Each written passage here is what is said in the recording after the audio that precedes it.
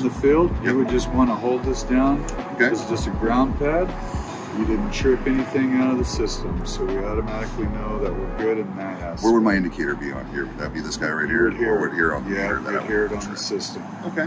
So that's just a straight through. I like that.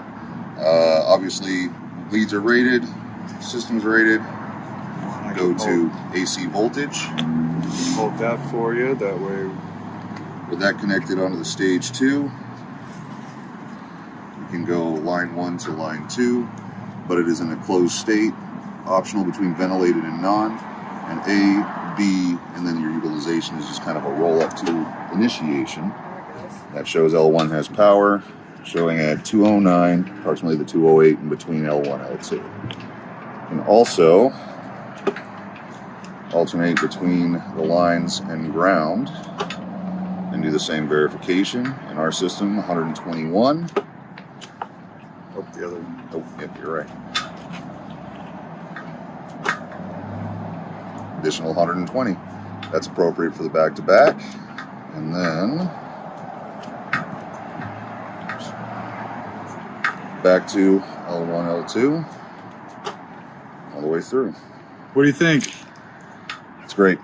The fact that you can interface with the stage 2 charger, with your meter, no trying to pry into the holes there, and especially not having to put yourself into any risk. Having this unit attached to it with that heavy duty guy right there, that makes this a whole hell of a lot easier to troubleshoot these systems.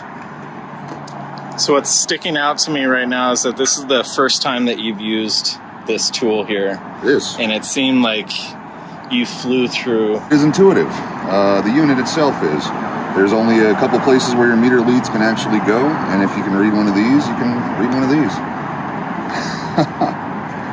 Cat 2, 250, 50 and 60, and the meter out and the frequency output on there as well. So immediately to the work in the field, what's the value that you're seeing in this right now?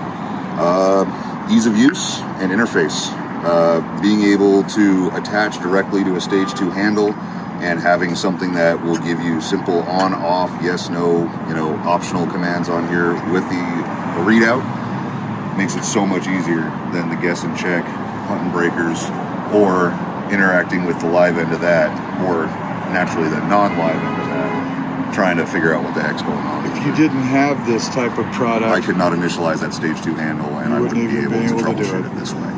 I would be tearing this box end apart. I would be looking at the terminal connections just to verify the path, let alone what it does when it interfaces with the vehicle. That is awesome.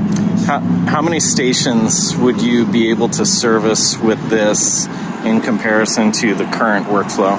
If this was my 6 to 2:30 everyday job and doing just recording and documentation on operations on these, I could be flying through stations, especially with this accessibility and this amount of speed on this tester.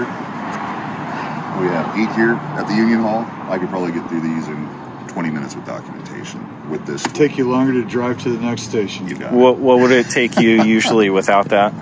Without it? To service those 8 stations? For full servicing, it would involve a one line, finding the circuit, disconnecting it, pulling everything open, verifying it, re-energizing it with a tool partner, doing my meter readings, closing everything back up.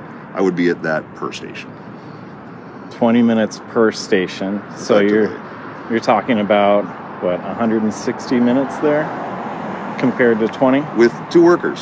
To do this safely, naturally, you want somebody nearby the energy source to on and off just in case something does go wrong, or for safety purposes with the metering. So with this and with the kind of hands-free interface on here, it's just one guy. So half the manpower, 8 times the efficiency. You got it. I like that thing. I really do.